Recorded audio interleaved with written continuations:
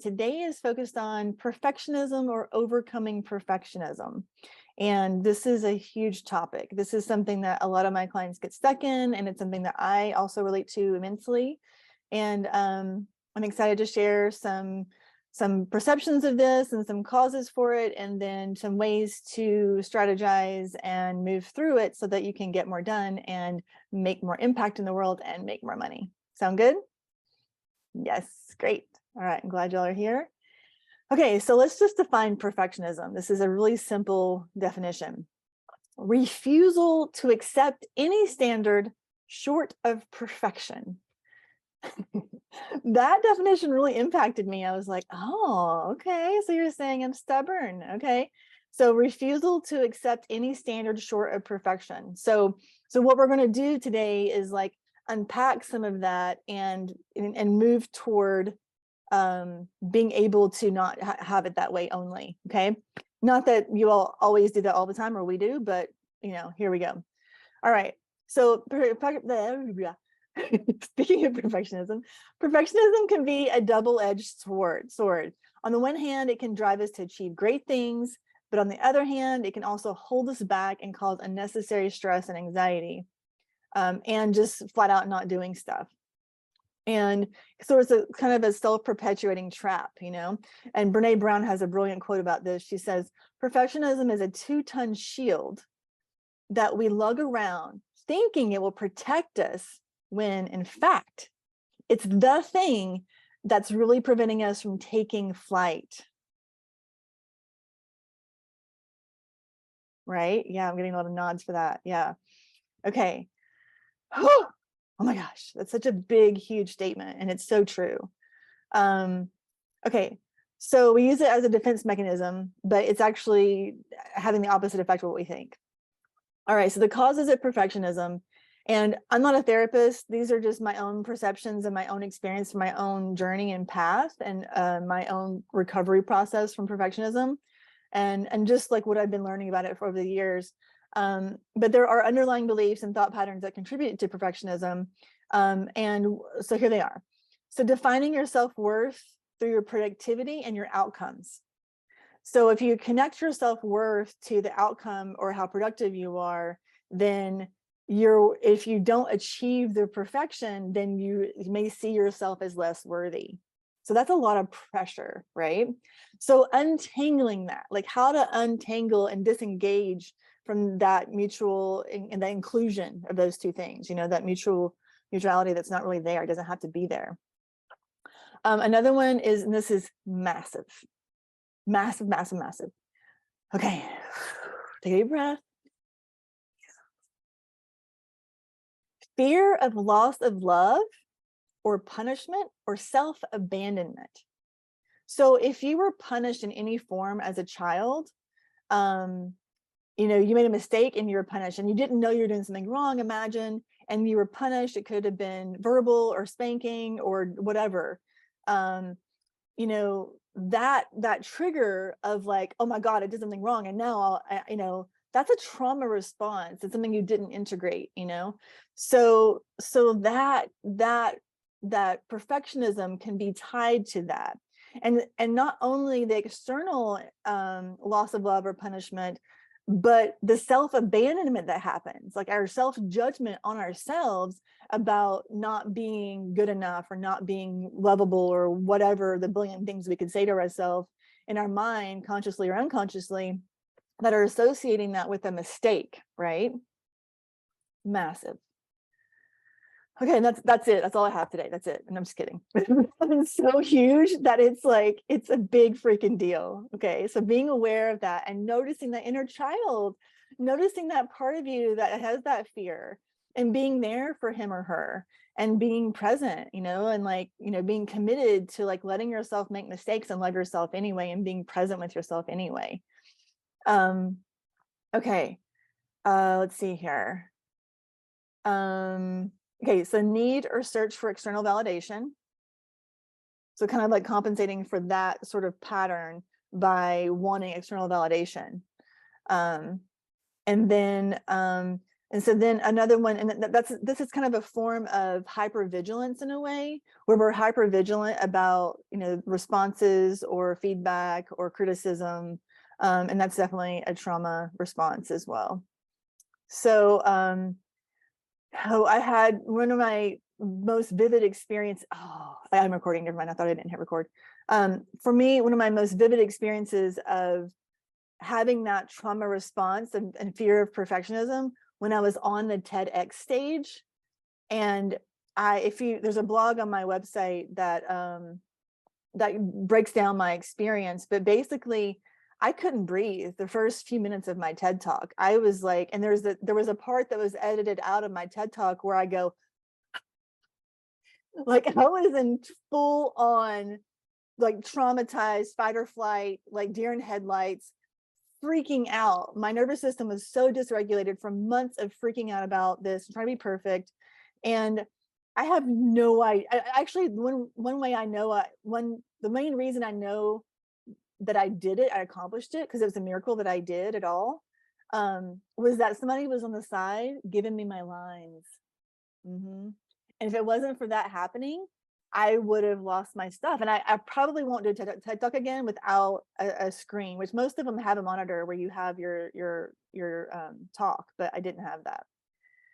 So, and that sometimes that fear is so strong because it's so old and so deep that it feels like you're going to die. And a lot of people have that experience when they're speaking up for themselves too. It's like, why is this such a big deal? And in present time, it's not really that big of a deal, but in your body, it feels like it. And I'm not a therapist. I'm just speaking from my own experience and, just to bring a little bit of trauma informed perspective to this. Yeah. So perfectionism is a big deal because it can really keep you from doing things, and living your life. And it's also something to keep moving forward with. So that's why we're here. Okay. So as perfectionists, we can often live in our heads, worried and constantly trying to control every aspect of ourselves and our lives. So kind of getting into a fear-based analysis paralysis. And we believe we need to go above and beyond all the time to be accepted, embraced, happy, loved. We think we need to take extreme measures to stand out, be seen, be valued. And we can have, and ironically, and we can have low self-esteem and confidence. And we can rely on external approval or confirmation from people or results. So building self-esteem helps us make better decisions, feel at ease with ourselves, and create our own path in life without needing to gain approval from others. And we're going to talk in 2 days, we're going to talk about a lot more tools to help with that too, to help with this exact thing. There's a great quote that says 80% perfection will get you 100% further than 100% perfection.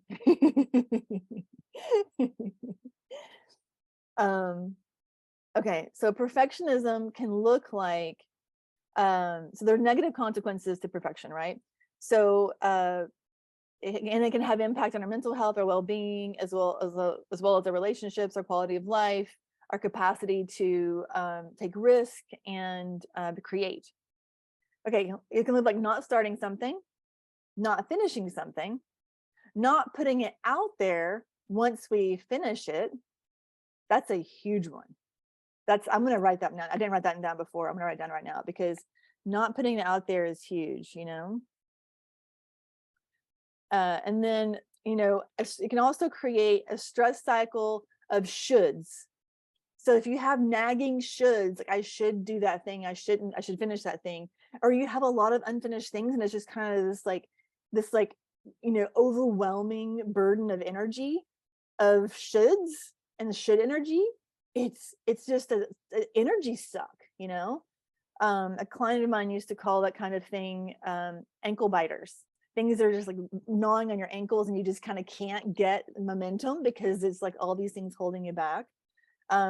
It can look like control issues or even OCD, which is a diagnosis, which I'm not making, but I'm just saying, like, it can look like that. Like, I can't stand this thing to be out of place. And I have a little bit of that sometimes myself.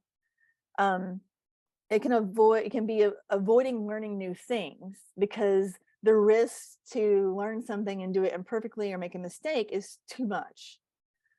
It can look like staying in your comfort zone because of that. And it can look like having conflicting voices in your head where one is trying to push you into doing something perfectly and one is trying to protect you. And so you end up in a freeze state because you have two different voices, one's pushing and one is holding. So you don't do anything. And that's the, and that's like fight, flight, or freeze. That's a freeze state. Okay. Okay, so here are some strategies. Okay, so basically it comes down to setting more realistic and achievable goals, practicing self-compassion and mindfulness, and seeking support. So understanding, and this is massive. So what I'm about to say is something that you might think is just you, but it's everybody. Our minds naturally have a negativity bias. So our brain focuses on the negative as a built-in form of protection from danger. So, if everything is perfect, but this one little thing's out of place, it's like our mind will grab onto that. Or like we put something out and we get like, a 50% open rate on our email, which is really high. And we only get like a 5% click rate, which is kind of high too, actually. But it feels like you focus on the negative, or like 5 people unsubscribe and you're like, oh no. And it's like, no, like, and our brains will grab on to the negative thing. So how do you overcome that? How do you move beyond that? So one way is focusing on your why. Why are you doing what you're doing, and making it more important than all the details and all the imperfections? Your purpose. Why? Your purpose is your why. And that's something you can cultivate and create a relationship with. So you really have it built into your life to remember your why, to keep accessing that memory and that connection with that. So that's really big. And just noticing, oh, that's negativity bias, and maybe even talking it through or writing about it. I'm a big fan of also somatically moving the energy. So if I have playlists on my Spotify that are about moving energy. So one is about moving negative energy. And so I can, if I feel a lot of in my system, a lot of anger or frustration or whatever, I can move my body and dance it out with music that like brings that up more, and then it slowly like calms it down. So those kind of tools are great too, to move your body when you're feeling that, because it will feel like it's stuck energy. So moving it out is great. Okay, healthy reparenting. So creating a new inner dialogue. And you might need support to do this, So this could be a therapist or a coach or a mentor or even a friend, to just really notice the voices in your head and to recognize that they're trying to serve you, but they're not absolutely doing the most effective way of doing that, because they're in conflict with each other. So there's interfamily systems, and there's voice dialogue, and there's a lot of different tools to do that. And I can help you if I can be of support with that too. But it's a process that I can't go into right now. So choose risk consciously, but keep moving forward. So imperfectly. If you're in business for yourself, and if you're listening to this, I know you are, you're in the business of risk. Like being in business is risk. So you're choosing that. So in choosing that, fully step into that and just own it, and be willing to keep moving forward with it. So one tool as well is to make bad art or write with your non-dominant hand. And if you're a true perfectionist, this is going to freak you out right now because so that I'm right-handed. So if I was going to write with my left hand, it will look like a kid's writing. And but it also accesses part of your brain that you don't normally access in new ways. So I've even had experiences where coaches will have me write affirmations with my left hand instead of my right hand, because it's accessing, different parts of the brain. That's really interesting. So do something imperfectly, and nobody has to see it, but even somebody seeing it could also be a good experience too. Let's see here. Okay. So being vulnerable can also be a way to overcome perfectionism, just being real and authentic and vulnerable about what is happening and mistakes that are happening as a part of your process, and sharing your process and really honoring your process as modeling that for others as well. Whether it's business or creativity or healing, there's so many processes we're always in, and just really honoring those and acknowledging them. There's a saying, do what you can from where you're at with what you've got. And that's really a great practice too, of just like, okay, this is where I'm at today. I don't have the team of 100 people to help me with this thing, but I'm going to do what I can today. Just really honoring where you are and trusting it as part of the trusting the process as well. And then and remembering that imperfect action is better than no action, because you're moving energy, and when you're moving energy, energy moves and things evolve, and you get clarity, more refinement, more direction sometimes from just moving into the process and keeping on going. You can also build in checks and balances. So you can build in systems for yourself where you have support. And so if you really want something to be really good, so let's say you wanted to hire an editor or a proofreader, you can do that, but it doesn't have to be all on you either, So really just creating support for the quality that you want to create for the things that you do want to be perfect, perfect-ish.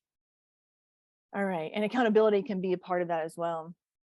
Okay, this is a radical one. You ready for this? Have more fun. And that can include spontaneity. So really creating a practice of being spontaneous and having fun. So that's the opposite of perfectionism, because it's just like, okay, let's just dive into this. Let's see what happens, So that's a big deal. And there's a great James Clear quote that the first time I read it, it like smacked me in the face. This is it. If you want to master a habit, the key is to start with repetition, not perfection. So if you want to master a habit, the key is to start with repetition, which repetition is the most boring word to me. But starting is a fun word, right? So starting with repetition, not perfection. Yeah, that's a huge one. Okay, so here are some mantras, affirmations, mantras that to support imperfection and playing full out. Okay, so, and that's the whole point of overcoming perfectionism, is to play full out. So I want you to really notice which one of these, if any of these like have a resonance for you, like you feel it in your body, like you either giggle or you laugh or you freak out, like some kind of response. Just notice if you have a response to any of these. I'm going to cuss some too, just a heads up.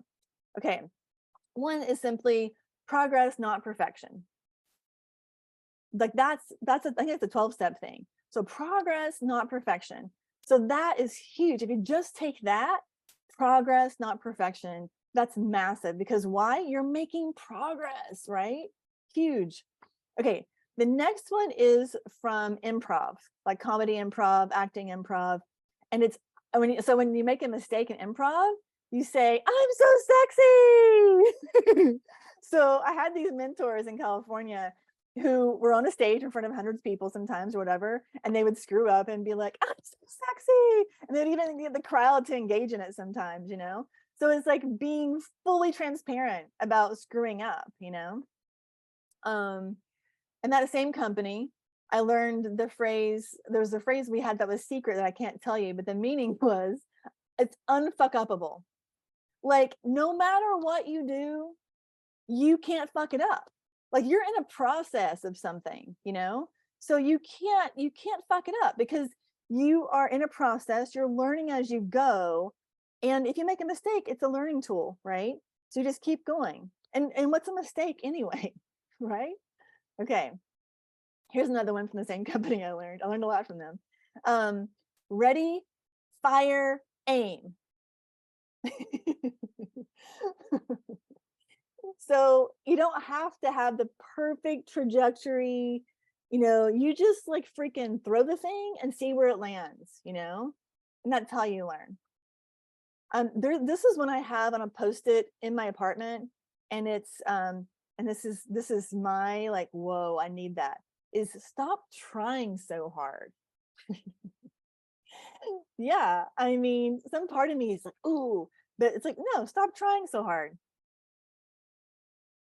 This is a series of questions that are really simple that are really helpful, and this is something that I adopted after COVID. So after COVID, when during COVID, during lockdown and all the things, and I would try to work and I was like so overwhelmed by stress and all kinds of stuff, I would just ask myself, how can this be simple? How can this be simple? How can I simplify this task, this idea, this project into the next simple step? And what would be the simplest, smallest thing I could do? And that's it. So how can this be simple? One similar is how can this be easy? And then how can this be fun?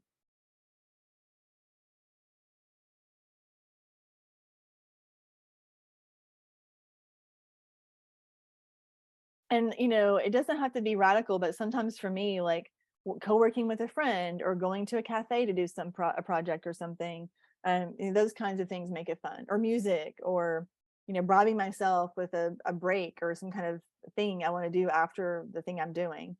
Don't underestimate bribes. They are so valuable. If it works for you, do it. I don't recommend like bribing yourself with donuts if you're on a diet or something like that. Of course it has to make sense, but like, yeah. Okay, this is great too. And this is approach, kind of like with the James Clear thing, with the key to starting with repetition, not perfection, is saying, I'm just experimenting, I'm just doing research.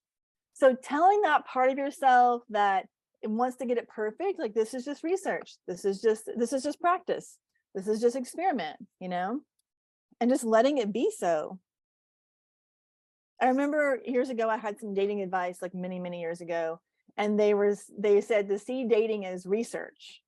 And I was like, that's nice, because there's not pressure on like finding this person or something. It's just like, I'm doing research.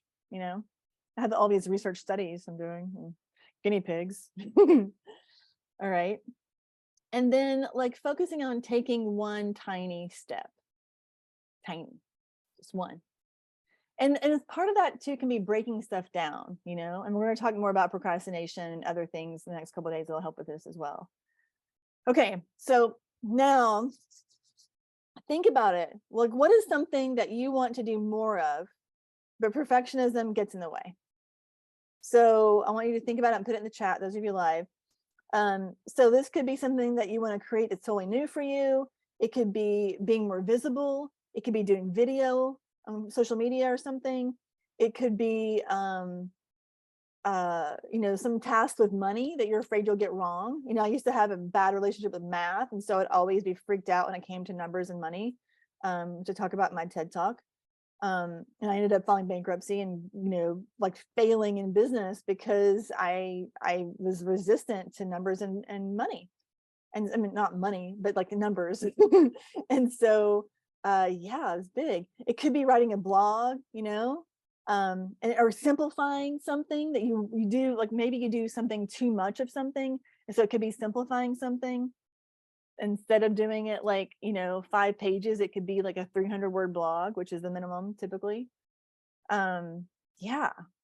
So what is some area that's small for you, or not small, but just something that you can focus on? Okay, so one person who's an artist that's feeling comfortable sharing the work she makes on social media. Okay, yeah, so putting it out there, it's a big deal, right? And we're putting ourselves up for, we don't know what's going to happen and we put it out there. But getting in touch with your intention of why you want to do that is a big deal. And this one really wise client of mine once said, when I was talking to her about marketing, she said something like, she's felt like her marketing plan had been to put her, like, if it was a car for sale, it was like putting the car for sale at the end of a dead-end road, like nobody's going to see it that way. So the visibility piece is huge, right? So I love that she had that insight on that. So Okay, putting yourself out there and not feeling like you're bragging. Okay. Yeah, people sometimes say, I'm not good at self promotion, but you're not self promoting, you're offering a service, you know? Like you're not like this mega influencer who's like has 1,000 pictures of themselves and all their profile is them. Like that's not you, like you're in a place where it's like you're putting your work out there and you're saying, hey, this is what I have to offer the world. Who wants it? Great. Um, okay, a sale on older artwork. So letting things get out there. So moving the energy and moving the older artwork to get it out. Great. Yeah. Good examples. All right. So then think about, okay, so then those are bigger things. Think about one step for each of these things. So one step that you could take to move forward with this. So it could be like one social media post of one image, or a social media post of your process, and you're making your work. It could be sharing a testimonial from a client. So the client is like bragging on you instead of you. It could be declaring the amount of sale you're going to do or how you're going to promote it. So, or naming how many pieces you're going to sell. So just really refining these things. So what would be some specific examples that you're committing to for this? And I'm curious also, like, which of those like mantras stood out to you? Which of those like mindset shifts, like the I'm so sexy or stop trying so hard, which of those stood out to you too? I'm really curious about that.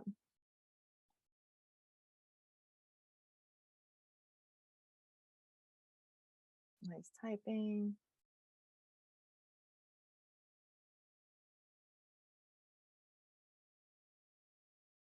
Yeah, and I encourage you to put any of those sayings on a post-it or make a piece of art with it or something, to just really remind yourself of it.